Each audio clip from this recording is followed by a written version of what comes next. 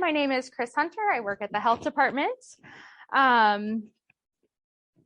So what I'm talking about today is safe sleep for babies. And my first part is going to be some tips and tricks for the upcoming time change that we have next weekend.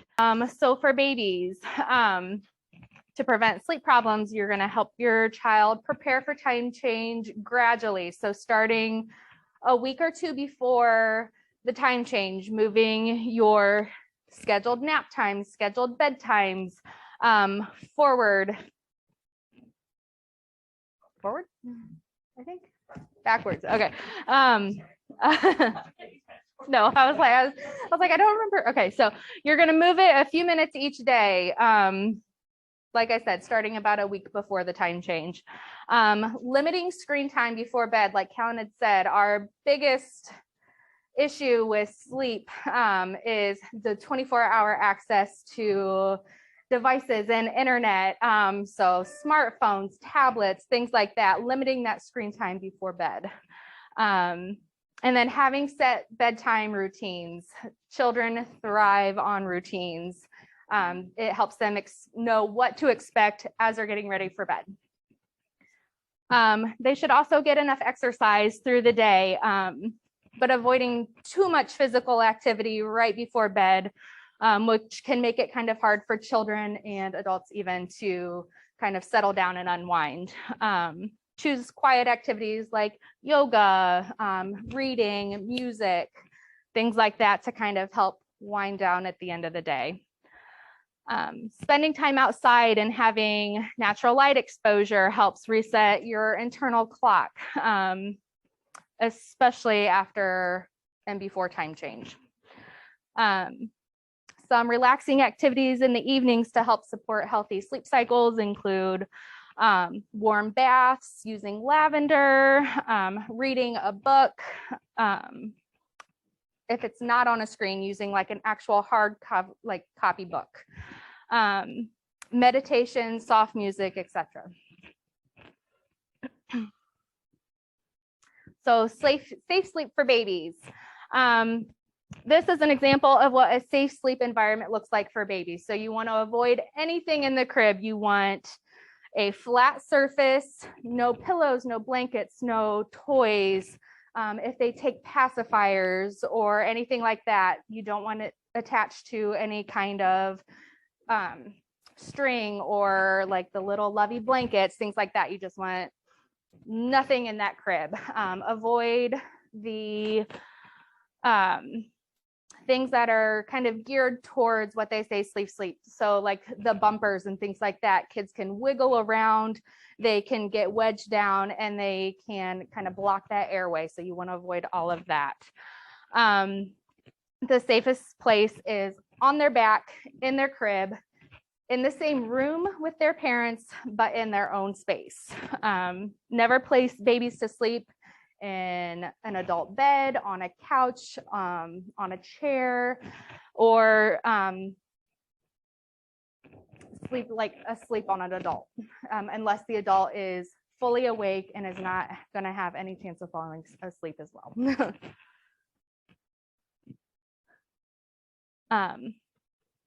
So dressing your baby in clothing like towards your environment. So you want them in like sleepers. Like I said, you don't want any blankets or anything like that, no pillows. Swaddle sacks are great for little babies and smaller children that haven't learned how to, try to stand up or anything like that, where they're going to get wrapped up in those. Avoid letting the baby get too hot. Keep the room temperatures comfortable for like a lightly clothed adult. So like if you're in just a t-shirt and pants, then the baby needs to be roughly about the same. You don't want them getting too hot. And informing anybody who's going to take care of the baby, the child, etc. So if you have grandparents, babysitters, things like that, talk to them about safe sleep and how they need to do that while the child is in their care as well.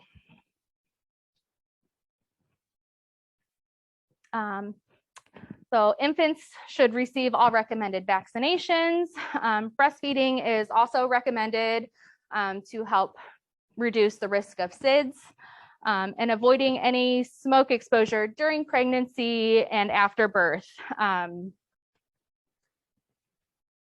Secondhand smoke as well. And placing,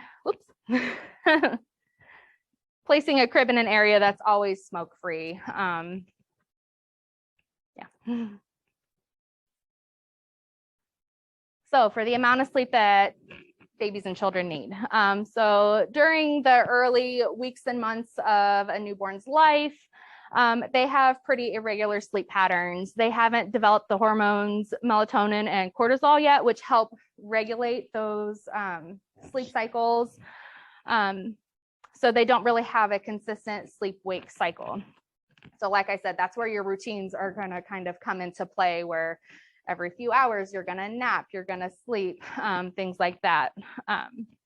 The sleep-wake cycles typically begin to develop around 6 weeks and are usually established around 6 months of age. So typical newborn is going to sleep around 17 hours or so within a 24-hour period. That includes your bedtimes, your nap times, all of that, all the way up to,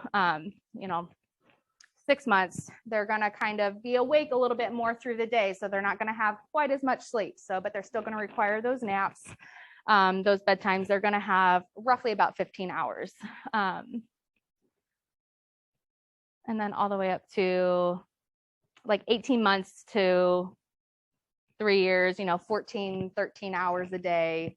Again, they might still get 1 or 2 naps a day, but most of their time is going to be spent awake through the day and asleep at night.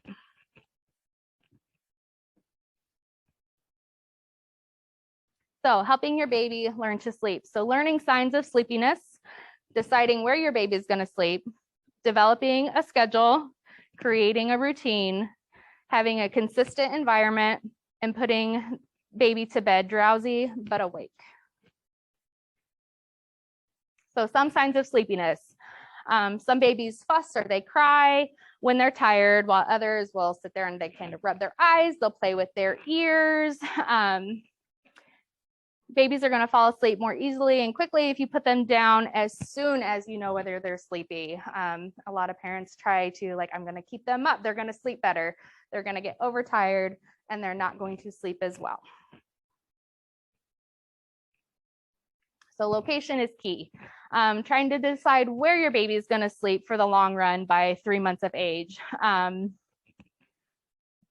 Changes in sleep environments will be harder as the baby gets older. So for example, if your baby is sleeping in a bassinet, moving to a crib by 3 months. Developing a schedule. Children sleep best when they have consistent sleep times, wake times, and like I said earlier, cutting back on nap times to try to encourage sleep. So trying to keep them awake longer, or we're going to cut out this nap because they're going to stay up and play all day and they're going to sleep all night. It's probably going to result in some overtiredness and they're going to have a worse night's sleep.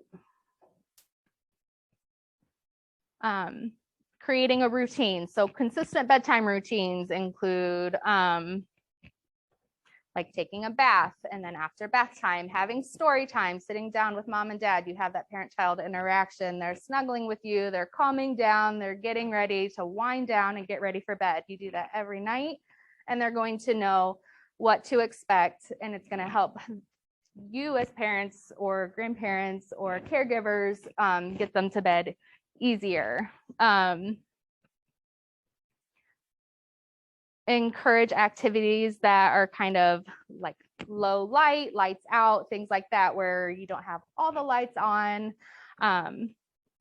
things like that. And enjoy, oh my gosh, avoid making bedtime feedings part of a bedtime routine after 6 months of age. And trying to limit your routine to no more than 30 minutes at a time. We all know that kids like to try to drag it out as long as they can, and your 30-minute routine can turn into 2 hours. But if you keep it short and sweet and keep that routine and be consistent with it, they learn, like, this is how we're doing it. This is how it goes every single night, and we're going to bed.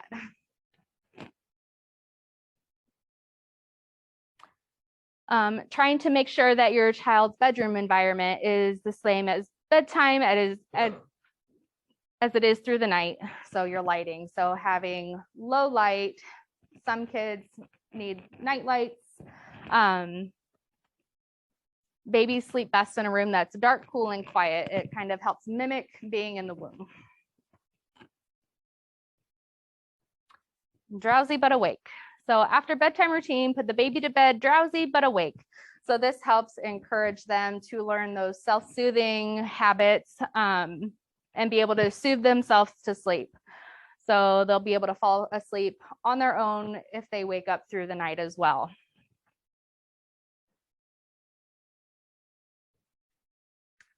The next one is the adult sleep, and that will be Denise Orwick. Hello. Ironically, you're going to see a lot of the stuff that she just covered for babies also fits for adults. So that's the nice thing about it, is it doesn't change. Okay. That's me. Don't look at the picture. Go. Keep going. Nobody wants to see their picture on a wall.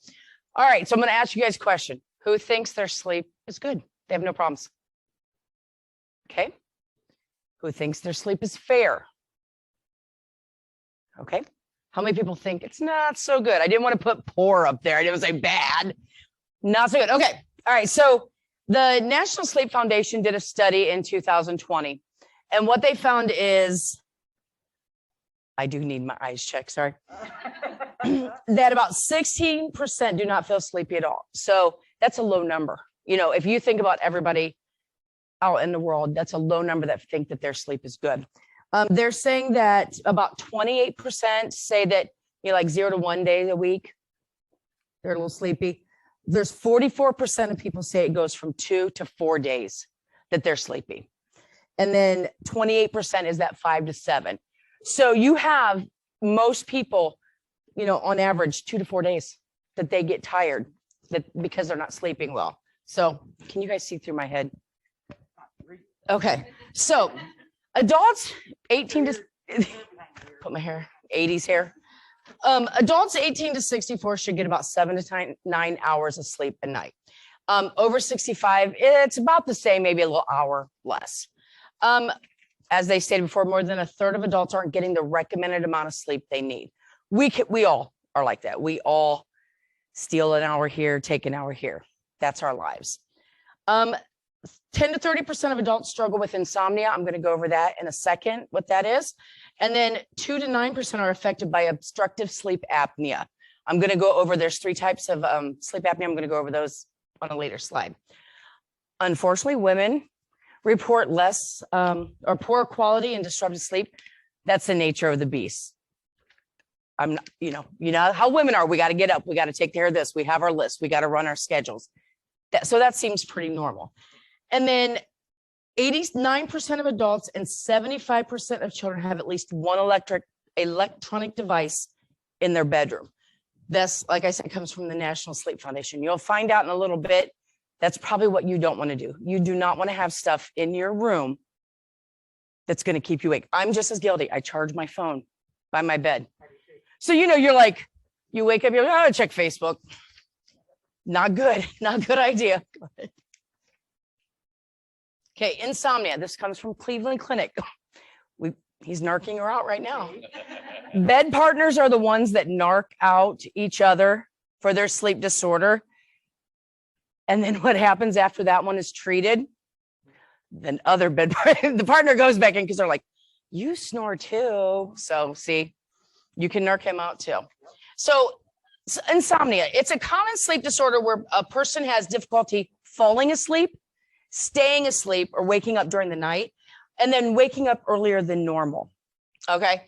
So like with anything, you feel tired, you're fatigued, headaches, you know, you can't concentrate because you're tired. So there's actually 2 different types.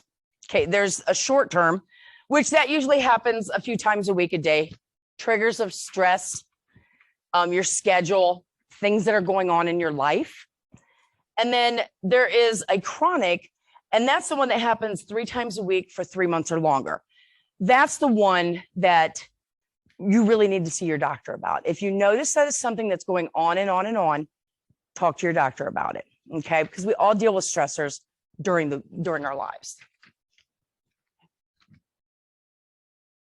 Okay, sleep apnea. This comes from the Mayo Clinic.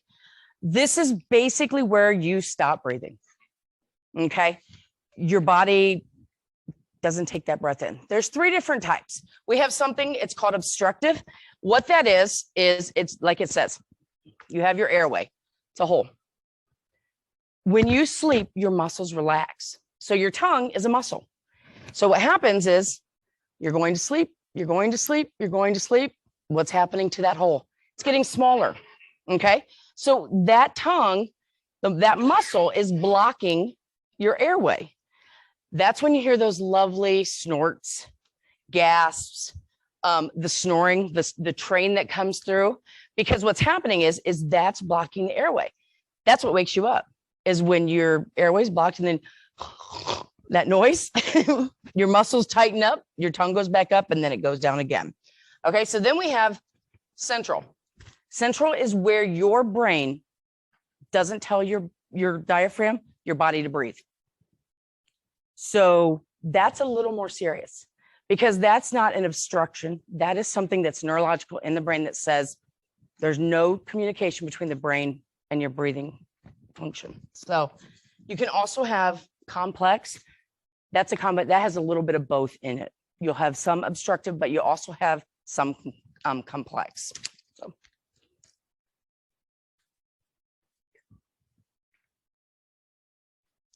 What we're going to go over now is there's a sleep cycle that we go through when we sleep. There's 4 steps to it, 4 stages, and each one has an important part as you go through your night of sleep. So you'll go through a cycle every 90 minutes. So it happens all night. Okay, stage 1, lightest stage of sleep, about 7 minutes. All these times are kind of average because everybody's a little different. But what happens is you're still alert. You still know what's kind of going on. You can be easily woke by someone, but your heart rate and your breathing are starting to slow down as your muscles are relaxing. Okay, so this is like when you first crawl in bed. Okay, stage 2, that's the next step. That's about 25 minutes of time. But what's going to happen is your brain has these bursts of electrical activity, but then it starts slowing down. So you're going to see it's still considered a light phase of sleep. You're a little bit harder to wake up. That's the one where instead of walking in and the person looks at you, this is where you kind of have to go, hey, and they wake up. So it's still considered a light, but you're starting to go into a deeper sleep. Sorry. Your body temperature drops. Like I said, your heart rate and your breathing slow down even more. Okay, stage 3. So what happens here, this is what they call the restorative sleep stage. This is where your body starts to heal itself. So as you're sleeping, this is where it's going to be deep sleep. It's going to be harder to wake that person up. This is probably the sleep where you walk in and you could vacuum and you can change your clothes and do everything, and no, but they don't move. You're like, oh, they slept like the dead last night. So your eyes do not move. There's no muscle activity. Very hard to wake. This is the phase where your body repairs itself. So this is where you get healthier. You want to be in this sleep, in this stage, because all the stress from the day, your muscles get to repair themselves, your heart rate gets to normalize, your blood pressure gets good. So it encourages growth and development. And this stage actually helps your immune function because you are so relaxed. Okay, the last stage is REM. Have you guys heard of REM sleep, for rapid eye movement? Okay, this one occurs about 90 minutes after falling to sleep. So what happens is this is where you dream. This is where your eyes are moving, you're dreaming. Your body experiences faster and irregular breathing. So you may see if you walk in on someone and it seems like they're breathing weird, they're in that REM state. They're probably dreaming. Your arms and your legs are paralyzed though. If not, you'd be acting out what your dreams are. You know how you see dogs that do that? You would do that in this stage, because if you were not paralyzed. So it's also critical for learning, memory, your daytime concentration, and your mood. So this is also an important stage. So 1 to 2 hours in stage 3 will keep the average adult feeling restful and healthy. So that's an important one. But then REM also helps to, like, it consolidates new information and maintains your mood. So those two are important stages. You want to get down to those stages. When you have sleep apnea, those are the ones that you struggle to get to because of, you know, either your airways being occluded or your brain tells you not to breathe. So that's why a lot of people that have sleep apnea aren't rested. They don't feel well. They feel tired because they're not getting into that restorative sleep. Okay, circadian rhythm. Has anybody heard of that? Okay, what that is it's a 24-hour clock. It's hormone-based that basically tells you when to sleep and when to be awake. Okay, so what happens is the hormones and the chemicals determine when you feel the need to go to sleep. Basically 7 to 9 hours of sleep, followed by the 15 to 17 of awake. Women have a longer rhythm, so that's why we're considered morning people. Men have a shorter rhythm, so they're night owls. Now, you can be either one. That's just average. But this ties into, if you do shift work, if you know anybody that works night shift, they have a different circadian rhythm. It seems like they're always off. Because when it's light out, I'm awake. When it's dark out, I should be asleep. So there's this flip-flop, which can cause some sleeping problems for them. So the reason behind the circadian rhythm is the hypothalamus houses the master clock. Now, I'm going to try to say this nerve bundle. I'm going to mess it up, so please just bear with me. The suprachiasmatic nerves, nucleus. I said it wrong. There's about 20,000 nerve cells. And what that does is that receives input from the eyes for daylight and the night. So that's, like I just said, you know, when it's day, you're awake. When it gets dark out, you get sleepy. Summer versus winter. In winter, at this time of year, I always want to hibernate. As soon as it starts getting dark earlier, I don't want to go out. I'm tired. You know, you get home from work and you're like, it's dark out. I want to do something. Then summer comes and it's light until 9 o'clock at night. So you are ready to go. A lot of that has to do with the circadian rhythm. That's tied into that. Melatonin is a hormone that's naturally produced in our body. That also plays a role in it. You'll hear a lot of people that'll talk about taking melatonin as a supplement. As we get older, unfortunately, melatonin production kind of decreases. So that also plays into the circadian rhythm and the day and the night notification. So there's getting enough sleep's important, but getting a quality sleep is also important. So your sleep latency, that's basically how long it takes you to fall asleep. Ideally, you want that to be 30 minutes or less. So when you go into your bed, you want to be able to fall asleep within 30 minutes, give or take. If you don't, that's something you need to tell your doctor. Sleep waking, how often do you wake during the night? It depends on how much water I drink before I go to bed, how many times I'm going to be up in the night, unfortunately. If it's one or less, that's ideal. So, but you know, like I said, it just depends on the situation. Wakefulness, how many minutes do you spend awake during the night? So you get up, go to the bathroom, get a snack. I'm not sure what you're doing. And then you go back to bed. How many minutes are you awake?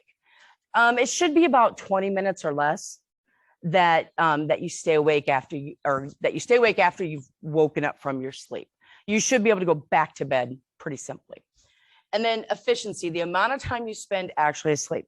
There's math equation. So basically, I'm going to go to that page. So what you do is you take the total minutes that you're asleep. 8 hours is 480. Did you know that off the top of your head? Because calculated day at work. I'm impressed. This is the impressed face because I had to get a calculator out today to do it. I was like, I'm not sure. 480, good job. So then you take that what's the equation? I'm gonna have to look at it. The total minutes that so how many minutes you spend total time in bed, minus how many minutes it took you to fall asleep, minus how many minutes you spent awake during the night. You divide the actual figure by your total minutes in bed and then multiply by 100. So if you want it, I can write it down for you later. How's that? But it tells you the efficiency. So they like to say that 85% efficiency is considered good. So you can do a quick, once you get this, you can kind of figure out, oh, if I'm only 45% or I'm on 75%. It is an easy gauge to say, there could be a problem. I might need to think about getting some help. So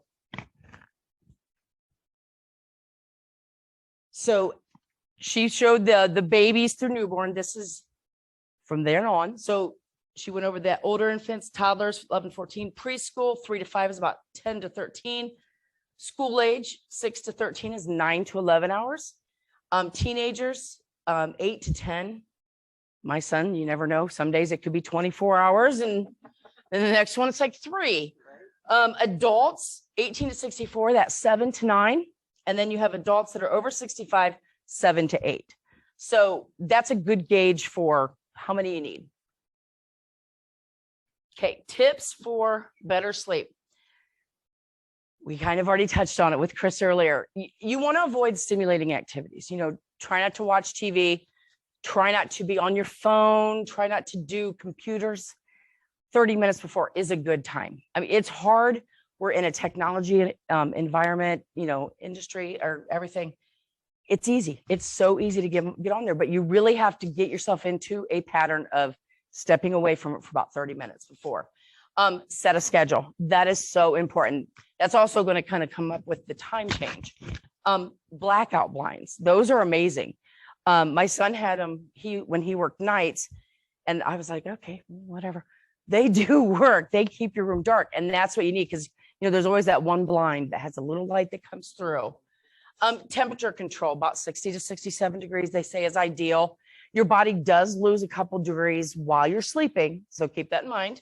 And then avoid alcohol, caffeine, fried or spicy food, only because when you eat, your body has to digest it. And so if you get something that's a hard thing to digest, it keeps you awake because your body's going, okay, well, we're going to do this. We're going to break this down and this is going to happen. So try to avoid anything before you go to bed.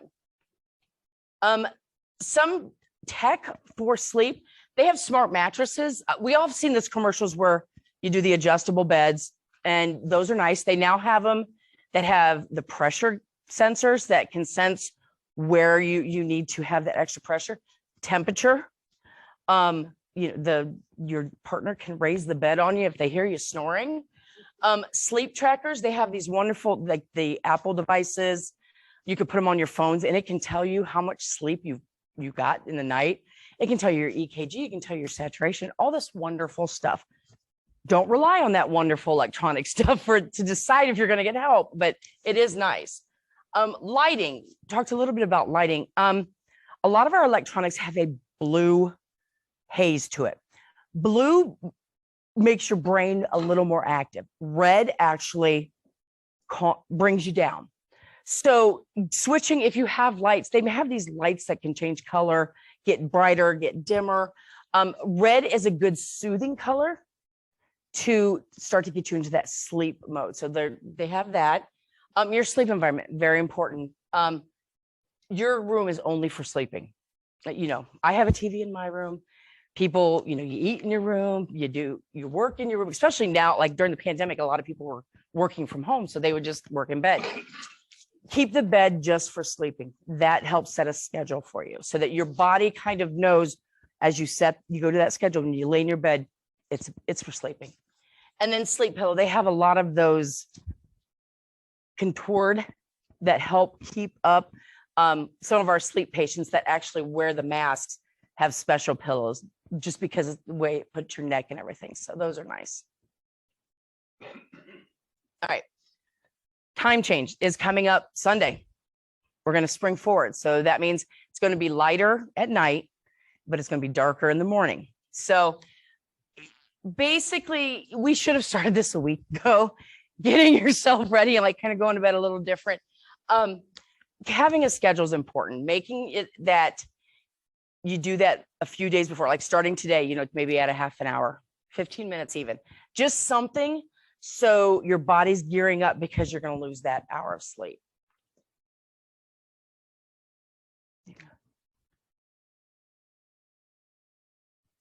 Like I said, few days early, springing forward 15 to 30 minutes before your usual bedtime. Raising your body's core temperature can make it hard to sleep, so avoid working out. Trust me, just avoid working out. But really before bed, don't do it right before you go to bed, because again, like the eating, your body's trying to do stuff. Avoid the coffee and the alcohol and the caffeinated beverages, you know, about 4 to 6 hours before bed. And I'm telling you, I am a diet Mountain Dew drinker, and I could drink that up until I went to bed. I could still sleep. As I'm getting older, I do have to time out when I drink my last caffeinated beverage because it's affecting me. So it helps to get that quality of sleep. Put your phone, computer, and tablet away. As soon as you get ready for bed, put it away. Turn off the television, a non-suspenseful book. I like murder mysteries, so that's really hard for me to do because then I'm up all night reading. Like we talked about, it has that high intensity light that hinders the melatonin because it's light. And that's what we talked about before, where the melatonin, when you see the light, you're supposed to be awake. Staying consistent with the amount of sleep is important. It's hard to do with our busy lifestyles and things that come up, but trying to say my stop at this time is 8:30, then at 9, whatever. Trying to maintain that schedule is going to help you. And again, use the bed only for sleeping. What can you do? Okay. Talking to your provider at your next visit. If you feel that you have some of the symptoms, the snoring, the waking up exhausted, like you didn't get any sleep. Kaylin, I think you mentioned the 2 and 2 times that, you know, after lunch, you're getting sleepy. That is normal. Headaches, mood changes, mood swings, gaining weight. Any of those, talk to your provider. So we have what's called a stop bank. Kathy will have some back there. It's a simple 8 questions. It asks you certain things. If you answer yes to any of them, then you add up and it tells you if you're at risk to have sleep apnea. Take that piece of paper, take it home with you, fill it out, take it to your doctor the next time you go see them. It's important to have a discussion about your sleep habits. Sleep is so important because it defines everything in your life. You know, when you're tired, you don't feel like doing stuff. So even if you don't want to go the step to get treatment, if you don't want to go come in and visit us and spend the night at our sleep lab with us, which we would love to have you, Kathy would talk to you. There's other things you can do. Sleep hygiene, having the right environment in your bedroom, changing the way you sleep. I can't sleep on my back. When you sleep on your back, think about it. Your tongue goes back. So a lot of people that sleep on their back are going to snore. So sleeping on your side, putting a pillow between your knees, putting your head in the right position. You can do things like that to alter how you sleep and how you snore, and it can help you. May not solve it, may not cure it, but it could help. So it's really important to talk to your doctor. So, any questions about anything Chris or I said? Any questions from you at home? I feel like I'm on a game show. Tell him what he's won, Don Bardo. I keep doing this and I keep stepping out of screen, I'm sure. All right, well, thank you. All right, thank you guys. Okay. Were you raising your hand? You have a question? Oh. Okay. No questions back there, apparently. So I want to thank you all for attending. We do have some upcoming events as well. We've got 2 programs in April that are both about gardening. One will be here April 6th, and the next one is April 21st at the Mohawk Library. So it'll be roughly the same, although we are talking a little bit more about composting here. So definitely hit the first one, maybe hit the second one too, if you're really in love with gardening. Then we do also have the Click It or Ticket kickoff event. We will have some students making TikToks, if you know what a TikTok is. Some students are making TikToks about buckling up and the importance of buckling up. So that should be a lot of fun. We will probably have some law enforcement coming to talk about the importance of buckling up as well. Plus the kids' videos will be shown. Should be a good time.